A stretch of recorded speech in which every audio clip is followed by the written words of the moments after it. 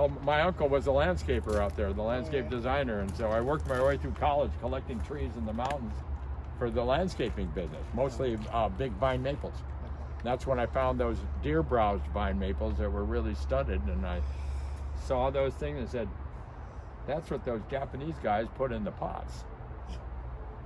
And that kind of was the opening. That was the voila moment. I can do that too, right?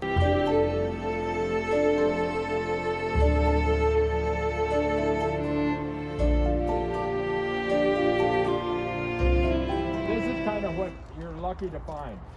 Totally hollow trunk, fabulous Sabamiki type look on the side where it's all hollowed out. All I did was cut off a few terminal shoots on there. I haven't really groomed the tree, but that's how Alaska yellow cedar is going to look if you get into the right environment. And the reason why it's so studded is because it's growing in a soil acidity of 4.7. Oh, really? Very acid. Yeah. Yes. And that just, according to the guys down in Davis, I sent a tree down there for them to analyze to find out why everything was gnarly and stunted. And they said, well, when you have that much soil acidity, you have incomplete chlorophyll, and the tree produces weak wood. So the seedling meanders around the ground. All right. Okay.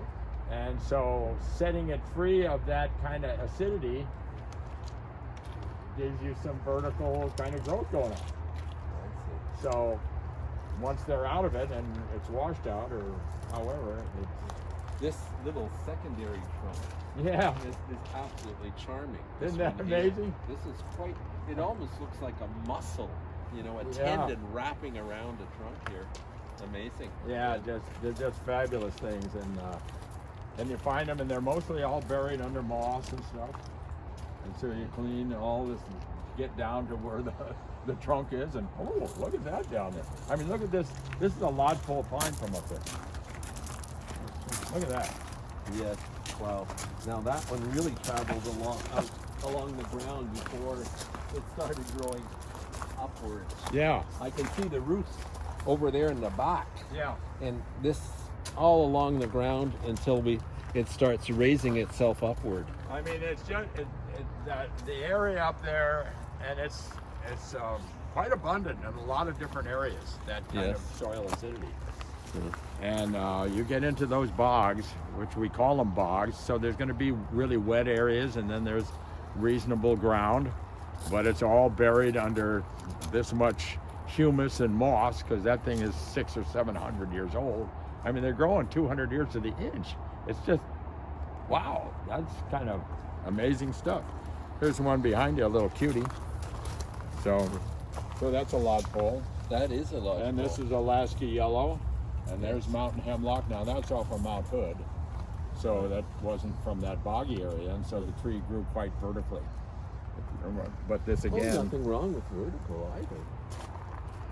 Yeah, but if you're a gnarly tree guy. See, this is my kind of vertical. His book is gnarly. Yeah. Gnarly trunk. Gnarly branches. Gnarly. Yeah. You don't walk around like this. I'm on. Dan's quite a gnarly guy himself. It's the load-bearing side of life, you know. Here's a classic example of extreme sublimation. Half the diameter of that shaft right here on this cedar here is gone. Yes. At the backside where the sun wasn't is like a Charlie. Right. It's intact. Yes. So this whole thing, now, to be honest, there's one other ingredient in this erosion that I spotted up there, is that this is the source for the yellow jacket's nest. Oh, they take They little mine bits it. of wood. They mine it to build their nests. You know, the paper Really? mache nest. Yes. Yeah. Okay. But there weren't that many, I mean, you know, there's dead wood everywhere that looks like this, and so I was thinking, well, where are all the nests? But I saw these guys up there, and you know, they're Working on it. they're working on it, so it's just fascinating. But so what I try to do is to mimic this. Of course, this kind of fine detail is that dentist type with a little Dremel and a little tiny bit. But what I do is I'll take a tree like this, and this was the original top on it, right here. So this was reasonably upright. This is off of Mount Hood. And so I cut the top off when I collected the tree, and then I was looking at it and saying, well, I'm gonna kill this top down here, and then I carve it, and then I expose it and let it sublimate. Okay. But sublimation is a slow process. I was going to say that. How long Yeah. does So- it have to sublimate? To get that kind of detailed texture. And Right. it's the same with this. You know, I killed the top on this, and I didn't do much carving on it because the cedars have that spiral that yeah. goes up, you know. Yeah. And so I didn't do a lot of texturing on it, but I carved all the branches on this to give them that kind of ancient wood look rather than leave it as Right. a round, Right. just right, sharied right. thing. And So- and you wouldn't think of say, you know, brushing it with a Dremel, you know, using wire brushes or burning the dead wood. That's a too very much. European. No, you don't use No, those techniques. I've experimented enough. Of what is really fun is real fine grit with sandblasting. Oh yes, that's The trouble yes. is that these things grew so slow that the grain is so tight that it all erodes. In other words, it just doesn't really? eat the softwood out of the grain. Okay, all right. That gives you that neat Yeah. grainy texture on a Okay, I board see. where you can see, Yes, yeah. and so the whole thing erodes. Well, that doesn't quite So work. you're, Yeah. you're reduced down to nothing, Yeah. basically. Yeah, you lose all the details. So I've done a little bit of sandblasting on these things, and it's really expeditious and fun to watch the wood disappear. But unless Right. you're in a fast-growing thing with wide grains, you don't get that neat, deeper, veiny texture, however Yeah, you describe that yes, kind of yes, thing. yes. So this is my gnarly branch concept. So It's great. one of Yeah. my rules is in pruning, anything that's linear is the enemy because it's an expression of juvenile. Right. And juvenile is not bad. I wish I had a little more of it, but ancient. The ancient look is what I really covet the most, and so I like to have the textures. So this is all carved out in here, you know. And this part I kind of left it as a shari. It's really okay, but I've got some roots to deal with still, like on this. Right. You know, to get after that, but I just slapped a bunch of wire on this spring, And when do you do most of your carving? At this time of year? Slow time? yeah, Anytime? anytime. And the same thing really with the wiring and stuff. The only thing that I have found is that you know, if you're going to encourage growth on a thing, that's a whole other kind of an agenda, and so it's. But most of the time, when I'm doing really heavy bending on something, some tree that's really valuable, I want to do it at midsummer because the tree has a chance to heal. Okay, really? It's a dormant time. Really? All right. You know, it's summer, it's a little bit dry, fall is Right. coming. You do it this time of year, it has no chance to heal because it's a long winter. Right. And spring is just, well, I'm busy. But the common theory is that the best time to wire conifers is when they are dormant Yeah. because they have less water, less sap. It has retreated during Well, it could in be. late That's- fall. They're probably concerned with a breakage or something, kind of a thing like right, that. Right. We're just kind of flush here. Yeah. Here you have a different climate, obviously. Yeah, I mean, so, everything just seems to work. It's just, yes. it's, You're so lucky. yeah. I lost 3 plants in October this year. Unbelievable time. Normally we're rainy and wet and they all died from lack of water in October. I heard that you had a real heat spell and dry spell this past fall. Yeah. I mean, nothing, you know, and so I'm watering every other day. That's Yes. my regimen, and everything got it. And then October came along, and so 3 little things that I had over here. One was an azalea growing out of a rock, Right. and it was in the shade. I mean, everything was wrong for it to happen. What a perfect place for it to be derelict. It's in Yeah. the shade, no sun. And so I lost 3, but Everything else is fine. So, oh, okay, I've got a lot of plants. You know, so. You still have a lot to work with, a lot to Yeah. play with, Dan. Yeah, That's for these sure. are, so there's mountain hemlock, that's off of Mount Hood. That guy there. And this is from Newcastle Ridge, way up in Canada. Yes, yes. Another yellow cedar over there. And another yellow cedar there. Now that guy, I'm gonna plant him in that pocket in that rock. Oh, I see. Okay. So he's gonna jut out. So he has a fabulous, so he's gonna go right here. Right like that. And then his roots can grow down into that saddle in there. But he's got this wonderful natural Whoa. shari That in here. sinewy look Yeah. to it. Yes. You know, and that's good. Now that was part of a larger tree that ground rooted, probably Yeah. a branch that was touching the ground. Yeah, these and things sent out layer, roots. they layer all the time. And their roots, their trunks are running underground because they're that creeping thing because it's too acidic, right? I see. Yeah. And so you find, you know, here's some roots up here. Well, I can cut that old tail off, but Yeah. and I keep those, cut them and count them. It tells Oh, you pretty much how old the the age, tree right. is, but you just don't know how long it is. And this was all just a natural break up there. And anyhow, I'm going to drill through and put a lag bolt into the butt end of that thing so that just hangs right out of that rock. And it should look pretty That's nifty. exciting. Great project. Trees and rocks are, Yeah. it's just more They better. go together. Well, you know, look at the discussion around goddamn it pots. Oh no, you can't use that. It's got square corner. No, you got to have rounded legs. No, oh, that's the wrong color. Wrong shape. Put it in a rock. There's no dispute. It's just, ooh, look at that. And so I've got quite a few trees I've planted in rocks, and it just kind of works for me. So Well, you're in the right area to find that- really interesting rocks. well, and you don't lava rock find is volcanic yeah. stones like that down east. I know. Yeah, It's only here that you find stuff like that, and then sure. you know the western states, Utah. Oh yeah, Montana, well out in the Colorado. Yeah. volcanic era. Yeah. Yeah, so this is western red cedar, You Thuria plicata, and this is Alaska yellow, and boy, and they're a whole different family, right? Really. They look similar. Yeah, The I've got one of both your the eastern. wood- Here, I'll show you an eastern white here. I collected this in Upper Michigan. Now, are you still collecting, Dan, or have you? Well, I haven't done it for a couple of years, but I gain trees every year.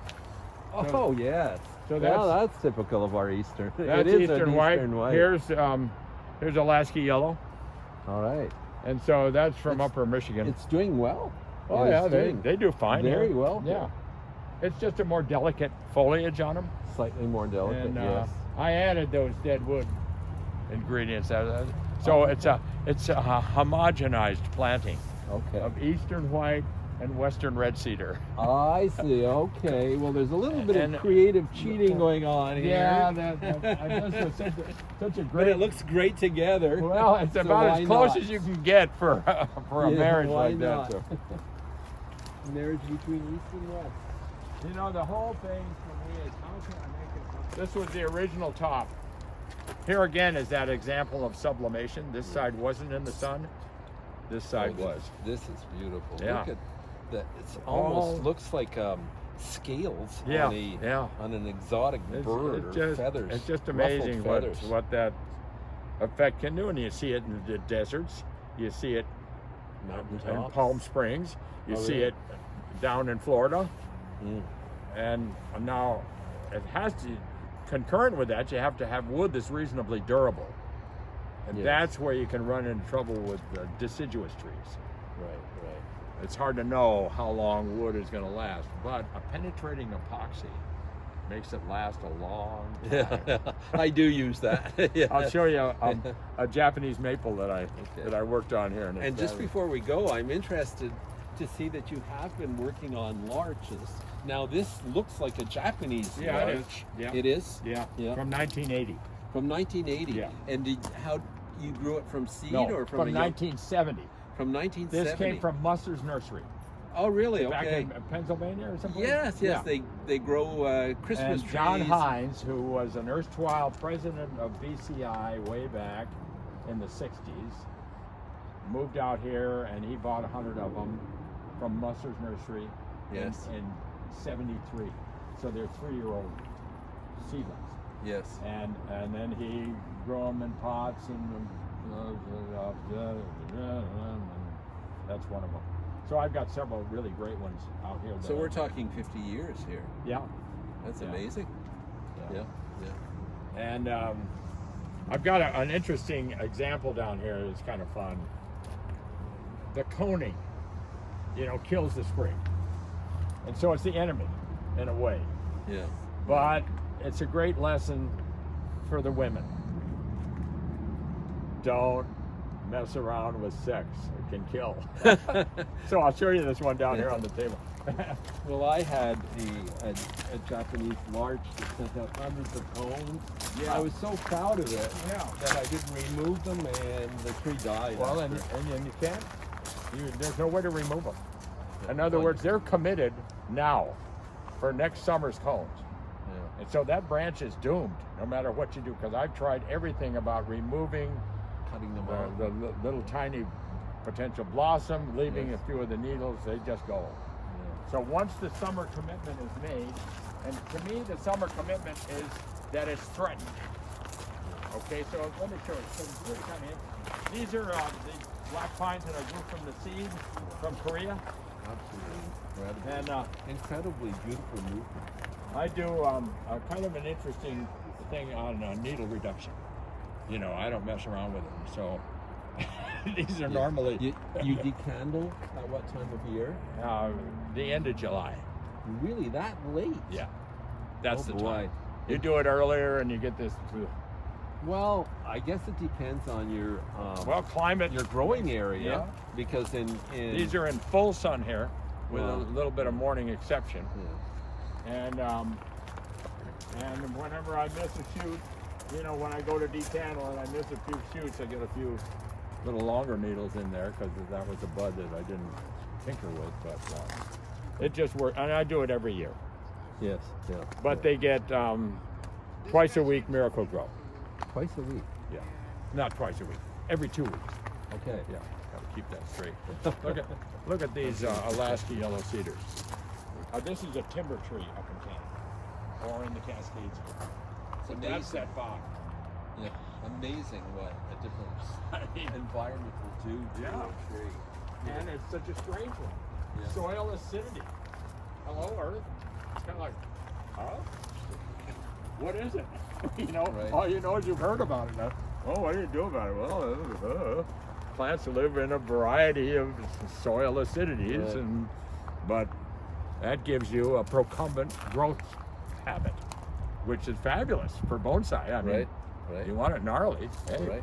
just give it a bunch of acid. So here's a 1975 Japanese larch Really? planted on a lava rock in nothing.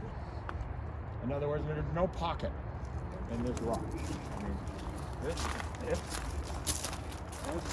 it's like that, right? So there's no magical pocket in here. And it's been on the rock. It's been on the rock for 10 years. for 10 years. It sends out, well, here's one I didn't cut off. All shoots are probably about this long on here.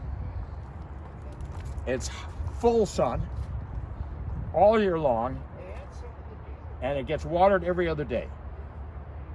And it's beautiful. But it produces a red blossom on the cone. So that's kind of neat. It's not just the usual yellow one. Most of them are yellow, but this one's got that little red deal.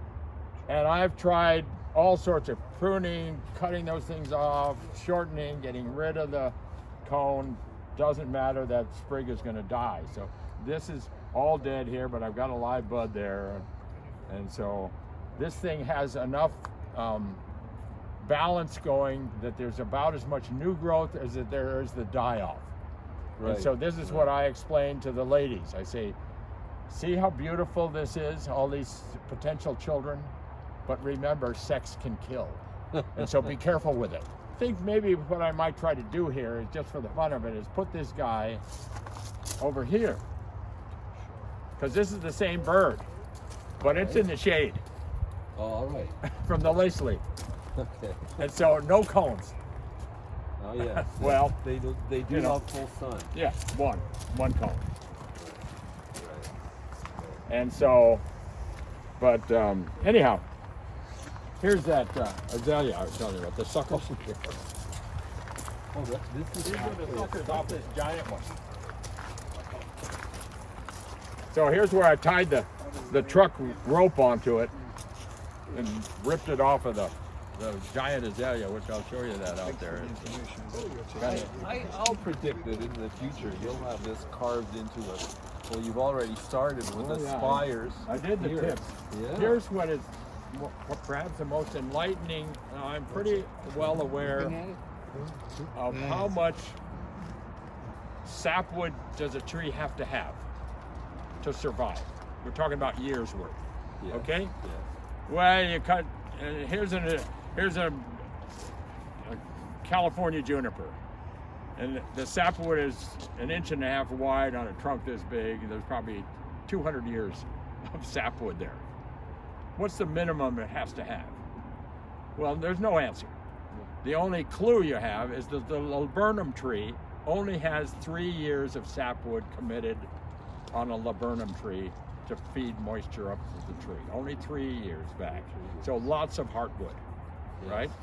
Well, so I'm carving this thing, making this a hollow trunk. You know, it's sawed off right here. Yes. And so I shaved this thing down to 1/16 of an inch of wood inside there. And look at the shoot. Yeah, the Look shoot at is the still shoot strong. I got off. Yeah.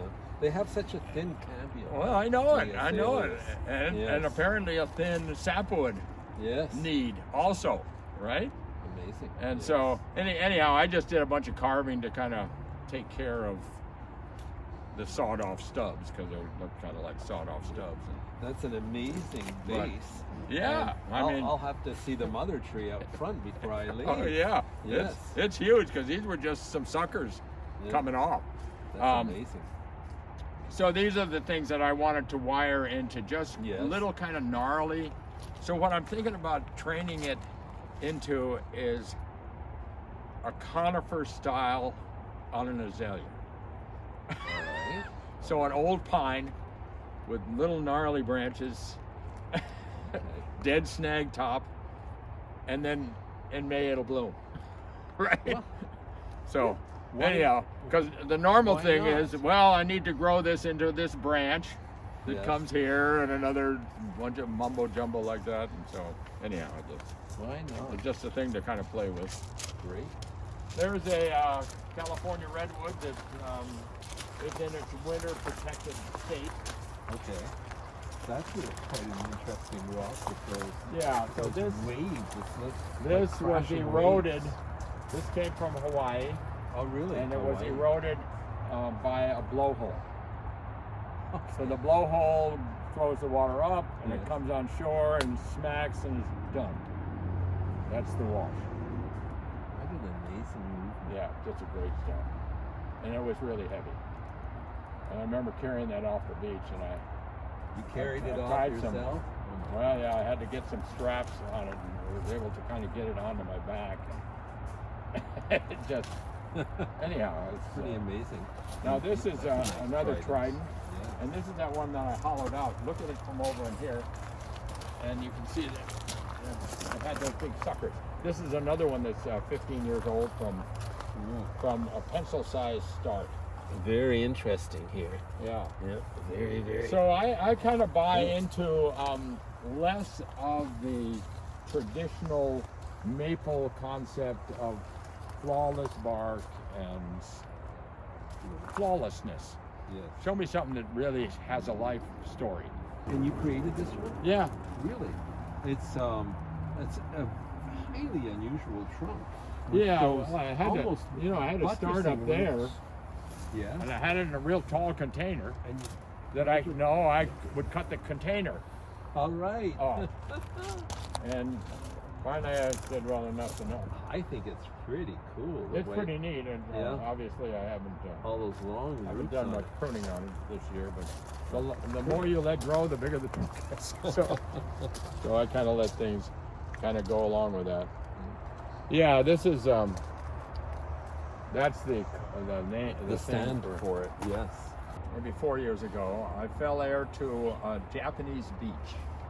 Oh yes. All right. And it had been trained as a bonsai for about 40 years, and then the guy died, and then his son took his plants and planted them in the ground, and then he let it grow for 15 years, and it got a trunk this big and got 12 feet tall.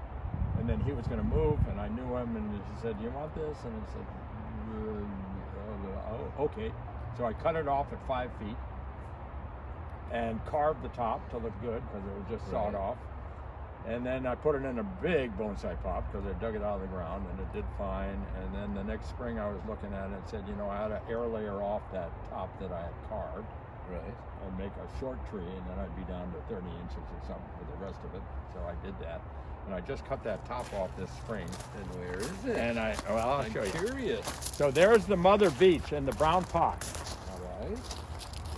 And so since I cut the top off, I've been bringing branches up to grow a new top to make it look like an oak tree kind of a thing. So I'm pulling those branches up, and I've hollowed the trunk out. Right. Because, you know, it's kind of a funny thing. We don't have any beech trees here, and I've never had one before, but what I hear from people is that what they love about a beech tree is the smooth gray bark. Exactly. Yeah. And I think, is that all there is? I mean, I've got bark, you know, that's, anyhow. And so I said, but how about a hollow trunk beech? How many of those do you ever see? So anyhow. Let's go and look at it. And so the daughter I cut off is now planted in the lava rock on the I behind see. it. So mother and daughter, Yeah. one next door to each other. Yeah. That's good. And so I'm not done with the carving or with the top design necessarily, but I'm going to have several reiterations. So this is a pretty nice reiteration here, Yes. and then another one over in here, Yeah. and then one up in here, and probably another lesser one down in here, and it still has some of that highly coveted gray bark, and so you know, Yes. I haven't Oh, done yeah. anything Oh. wrong. And it seems pretty happy. Can I get you to sign the book?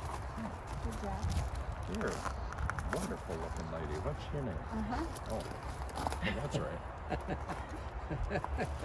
You know, she and I have been married for 56 years. You're a saint and a martyr.